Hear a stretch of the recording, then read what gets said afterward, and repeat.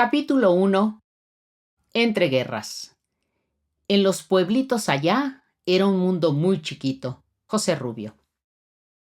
En plena jornada, el joven barbero sonríe enigmáticamente, como si guardara un secreto que solo él conoce. Rodeado de amigos, se prepara para deslizar la navaja por el mentón de un muchacho que porta una impecable capa de corte. Mientras tanto, intercambia miradas de complicidad con sus clientes habituales, que aguardan su turno. A pesar de su rostro juvenil y expresión juguetona, es evidente que se toma el oficio con absoluta seriedad. Sus manos rápidas y precisas dan forma a las barbas y bigotes de la crema y nata del pueblo, pero también atienden con la misma dedicación a los más humildes que constituyen la mayoría de sus parroquianos. Es 1942 y los efectos de la guerra cristera aún persisten en la zona. Sin embargo, la barbería luce en buen estado. Los adobes están alineados y hasta pulidos, en medio del sombrío entorno. Desde que abriera el local, su talento y amabilidad le han ganado prestigio. Respetuosamente lo llaman Don José. Nunca voy a tener pereza. Nunca voy a tener vicios. Nunca voy a faltarle al respeto a nadie. Cuando cumpla 16 voy a ser un hombre hecho y derecho. Fue la promesa que se hizo cuando era niño. Mi padre, José Rubio Meneses, nació en 1925 en Tequesquitlán, un pequeño pueblo del sureste de Jalisco, ubicado en los linderos bajos de la Sierra Madre Occidental, rodeado de una naturaleza majestuosa y continuo caos. En 1929, mi madre, Felicita Zamora Ibáñez, la cuarta de 11 hijos, nació en la misma ranchería. Hija de padre jornalero, Eulogio Zamora Acosta, y madre campesina, Carmen Ibáñez Amador, que hacía y vendía tortillas. Cuando era niña, mamá ayudaba a moler el nixtamal y a entregar el producto final casa por casa, especialmente a las parturientas en cuarentena. También colaboraba en el aseo doméstico. En ocasiones festivas, cuando mi abuela le pedía que comprara una tableta de chocolate para preparar la bebida a sus clientas, a la niña se le hacía agua a la boca y llegaba relamiéndose, aunque sabía que nunca le tocaría probar aquel cremoso brebaje. En esa época, Tequesqui, como le llamaban los lugareños, era escenario de varios e intrincados dramas sociopolíticos. La Revolución Mexicana, 1910 a 1923, había puesto fin a la dictadura de Porfirio Díaz, pero la promesa de reparto de tierra seguía pendiente en la mayor parte del país. Tequesquitlán, el lugar de una sal mineral llamada tequesquite, seguía siendo una hacienda de peones acasillados de sombrero, guarache y calzón de manta. Era uno de tantos latifundios creados durante el porfiriato. Las 11.411 hectáreas pertenecían a un solo hombre, el estadounidense Alberto G. Wahlberg. Papá contaba que los jornaleros, aparceros y agricultores vivían en la miseria, a pesar de que trabajaban de sol a sol. Allí no había médico. La mitad de los niños moría durante el primer año de vida. Reinaba el analfabetismo. La vida era más que lúgubre. Entre 1926 y 1929, la guerra cristera o cristiada azotó a Guanajuato, Michoacán, Jalisco y Zacatecas, entre otros estados. El conflicto se desencadenó cuando el entonces presidente de México, Plutarco Elías Calles, decidió limitar la libertad religiosa y el culto católico, así como prohibir a la jerarquía eclesiástica la posesión de tierras y bienes inmuebles. En respuesta, la Iglesia decidió cerrar los templos, lo que enfureció a miles de creyentes. La fe se quedó sin hogar. Hubo una estira y afloja entre quienes querían evitar el conflicto armado y quienes buscaban precipitarlo. Pero el descontento contra el gobierno y el ejército federal se extendió como reguero de pólvora por poblados como Tequesquitlán, donde se mataban entre vecinos e incluso parientes. Desde el púlpito y luego desde la clandestinidad, numerosos sacerdotes hacían propaganda antigubernamental y repartían armas a los alzados, la mayoría campesinos sin tierra, quienes al grito de ¡Viva Cristo Rey! Se lanzaron a una lucha que dejó más de 250,000 muertos y otros tantos refugiados en Estados Unidos. Las tensiones se prolongaron incluso después de la firma de un acuerdo de paz en junio de 1929, bajo el cual la Iglesia conservaba muchos de sus privilegios. Logrado ese objetivo, la jerarquía abandonó a los campesinos a su suerte. Así, a pesar de haber prometido una amnistía, el gobierno siguió persiguiendo a los líderes cristeros. Entre 1931 y 1941 hubo una segunda cristiada, menos extendida y de menor intensidad que la primera, pero que también cobró la vida de muchísimas personas. Fueron años aterradores. El ejército federal perseguía a los sacerdotes rebeldes, mientras que los cristeros, llamados popularmente guerrilleros, consideraban que los maestros, así como otros empleados gubernamentales, eran sus enemigos. Aunque algunos lograron huir de la barbarie, otros no lo consiguieron. Era común ver cadáveres desmembrados, así como de maestras sin senos colgadas de una cruz.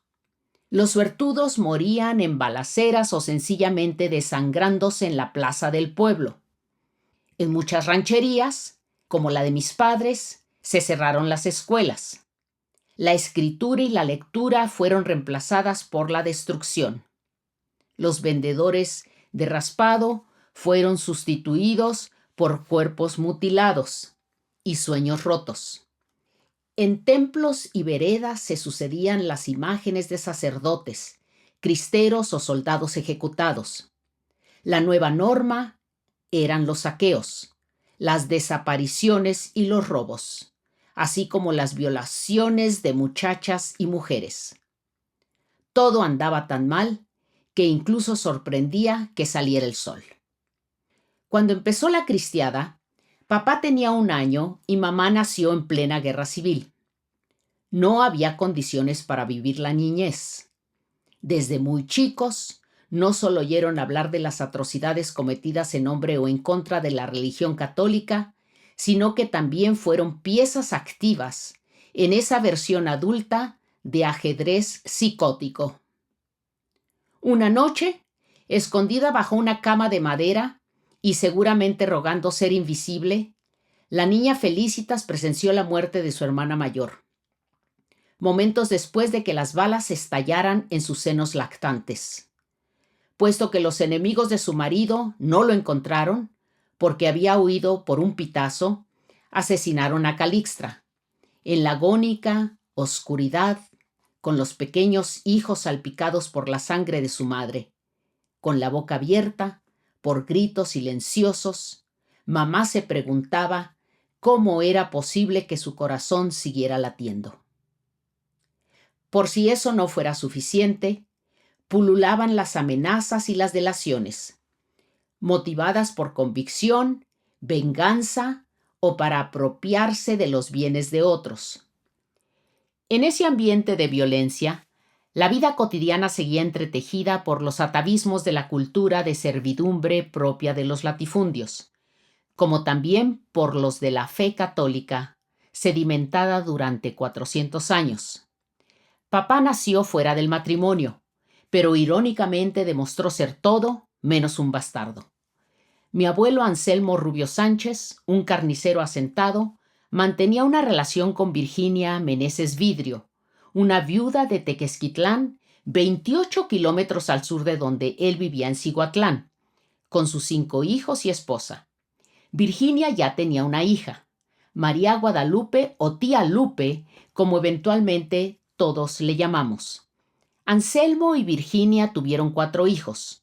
2 murieron pequeños. Quedaron Ildefonso y José, mi padre.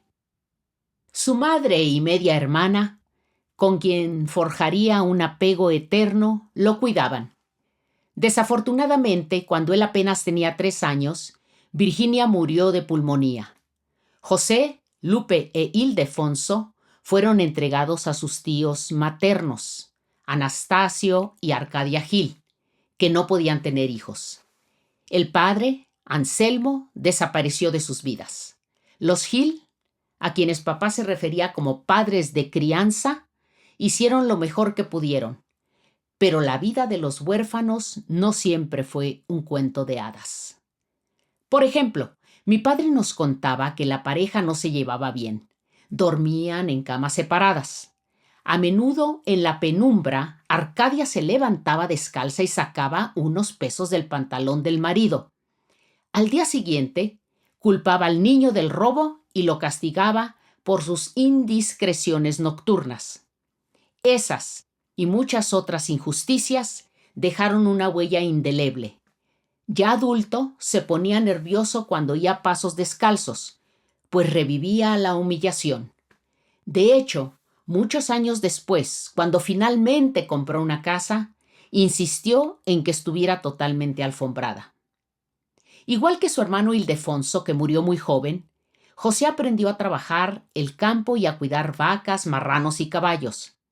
A los 5 años asistió a la preprimaria, entonces llamada párvulo. Eran los primeros intentos del gobierno postrevolucionario por llevar educación básica y laica a sitios apartados. Tristemente, debido a la cristiada, solo estudió un par de ciclos. En ese breve tiempo aprendió a medio leer y escribir, antes de que volvieran a cerrar la escuela.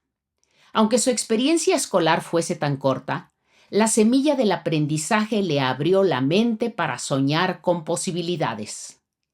Además, se dio cuenta de que era distinto a muchos de sus compañeros de la escuela, porque iba limpio, peinado y calzado. Nos contaba que era el único chamaco que mandaban tan cuidado. Nunca anduvo descalzo ni parchado en su ropa, mientras que los demás, aún de familias con algo de dinero, iban muy descuidados. Algunos se reían de él, pues lo consideraban presumido. «Míralo cómo viene», exclamaban. Pero las maestras alababan su pulcritud. Él decidió cultivar ese rasgo el resto de su vida. «Mi padre de crianza era un hombre muy hermoso», decía papá. «Era un español y campesino, pero nunca le trabajó a otra persona. No fue peón». Cuando lo contaba, percibíamos en su voz cierto orgullo de que Anastasio fuera su propio jefe y tuviera una posición económica mejor que la de los jornaleros. «En el pueblito fuimos como de clase media», añadía con brillo en los ojos. El trato hacia los niños era duro. Disciplinarlos era una tarea comunitaria. Nos enseñaban que cualquier persona mayor de edad nos podía llamar la atención si nos veía haciendo algo indebido. Hasta nos podía dar varazos, jalones de oreja o de pelos. No nos quedaba más que soportar todo aquello, recordaba. Si los padres se enteraban de que el chiquillo había rezongado, se sumaba otra sanción. Entonces teníamos que andar muy derechitos. En general recibí una buena crianza. Mis tíos me enseñaron cosas básicas para formar a un hombre: el trabajo, el respeto a la familia y demás personas. Lo que no le gustó fue que lo encaminaran a ser campesino, un hombre de la tierra. No había absolutamente nada de malo en eso, pero él aspiraba a convertirse en algo diferente. Quería más de la vida, pero no estaba seguro qué. Sin embargo, sabía que lo suyo no era arrear animales o toparse con víboras en el río. A los 10 años, esas eran sus inquietudes, hasta que su vida dio un vuelco. Un buen día, conoció a don Anselmo, su padre biológico, que reapareció y se lo llevó a vivir con él y su familia a Cihuatlán. En un abrir y cerrar de ojos, pasó de los rigores de la vida campirana a las comodidades de una familia con la holgura económica de un carnicero y ejidatario. El cambio le vino como anillo al dedo. Era un gran caballero. Estaba muy honrado de ser su hijo. Finalmente, me sentía protegido. Mencionaba al evocar aquella época gloriosa de su joven vida. No obstante, la esposa y 3 ojiverdes hijas de don Anselmo no estaban muy felices con el recién llegado. Las princesitas, como las conocían en el pueblo, lo trataban con desdén. Era el hijo de la otra mujer. Nacer fuera de un matrimonio, sin la consagración religiosa, conllevaba un estigma de ilegitimidad y deshonra. Papá contaba cómo sus hermanastras, a quienes siempre llamó hermanas, lo llevaban a jugar al río y aprovechaban para asustarlo. Ellas nadaban mientras él las miraba desde la orilla. De pronto, empezaban a gritar pidiendo auxilio, como si se ahogaran. Desesperado, el niño se lanzaba al agua para salvarlas, a la vez que ellas se burlaban de su angustia, porque solo era una broma. Nunca olvidaría la zozobra que le causaron esas chistosas escenas. Durante ese tiempo en Cihuatlán, la única luz de salvación era su padre, el señor Rubio. Era su héroe, su modelo a seguir, su todo. Trágicamente, el 7 de junio de 1936, a solo 3 días después de que papá cumpliera 11 años, mi abuelo fue asesinado a sangre fría, en su propia tocinería, durante una riña con clientes. Una vez más, José estaba solo. Tuvo que regresar a Tequesquitlán con sus tíos. Por la segunda y última vez había perdido a su padre. Solamente vivió 1 año y meses con él, pero fue suficiente para tratarlo y conocerlo. No solo triste, sino existencialmente inquieto, llegó a esta reflexión. No quiero ser como mi padre de crianza, pero tampoco puedo ser como mi padre carnal. Voy a tomar lo que me convenga de un lado y otro. Buscaré mi propia personalidad. Fue entonces cuando se prometió que, a los 16 años, se volvería un hombre hecho y derecho. Por esos días, la inestabilidad política volvió a escalar en el pueblo. El gobierno del general Lázaro Cárdenas del Río, 1934-1940, estaba expropiando tierra de haciendas para repartirla entre los campesinos, con el propósito de sacarlos de la pobreza. Como era de suponerse, los hacendados no estaban contentos. Asimismo, se intentaba implementar lo que muchos veían como enseñanza socialista en las escuelas públicas, por lo que la administración cardenista fue tachada de comunista. Se desató una nueva ola de asesinatos magisteriales. Una vez más, se silenció la única escuela de Tequesquitlán. Ante las ominosas circunstancias, una de las jóvenes maestras, María Villalbazo, se disfrazó de anciana y huyó a Tijuana. Ahora sí, ni escuela, ni madre, ni padre, ni herencia, ni nada. Si no tengo quien me forme, quien me ayude, ¿qué voy a hacer?, pensó. Examinó sus opciones. Aparte de labrador en Tequesquitlán, solo se practicaban los oficios de herrero, talabartero, zapatero, carpintero, sastre y barbero, que es lo que él escogió. Le entró la pasión por la barbería y a los 15 se inició como aprendiz. 1 año después abrió su propio local. Pronto se acreditó y lo fue notando en su economía. Mientras que un jornalero ganaba 1 peso, él obtenía 3 al día. Las cosas estaban francamente mejorando. Papá y mamá se habían hecho novios cuando tenían 15 y 11 años, respectivamente. Aunque todo había empezado como una chamacada, el compromiso se mantuvo firme. Una vez que él se sintió establecido, decidieron casarse, a pesar de sus hermanastras, quienes no la aceptaban por ser una india. Él tenía 19 y ella 15. Para los estándares sociales de la época, un joven podía considerarse realizado si era un emprendedor y con familia propia. Mi padre cumplía con todos los requisitos, pero poco después de la boda sintió que su desasosiego se agudizaba. Por un lado, venía observando cómo muchas personas, especialmente los hombres, tenían demasiadas faltas. Eran viciosos, groseros, maltrataban a sus hijos, a las esposas, robaban las gallinas, la fruta y el maíz de otra gente, comentaba. La discrepancia entre lo que predicaba el clero desde el púlpito y lo que se hacía en la realidad le produjo un vacío espiritual. La violación flagrante de la ley era otro factor que le causaba gran mortificación. Aparte del terrible tsunami político, el aire que respiraban estaba lleno de brutalidad. Papá y mamá decían que en el Jalisco de aquel entonces la pérdida de vida se trataba con una perturbadora despreocupación. La gente se mataba con poca provocación o remordimiento. Los asesinos sencillamente huían a otro pueblo. Se cambiaban de nombre y seguían su vida, como si nada hubiera pasado. Por ejemplo, cuando su hermana Guadalupe tenía 15 años, había sido obligada a casarse con un tal Elías, un hombre agresivo que ella no amaba.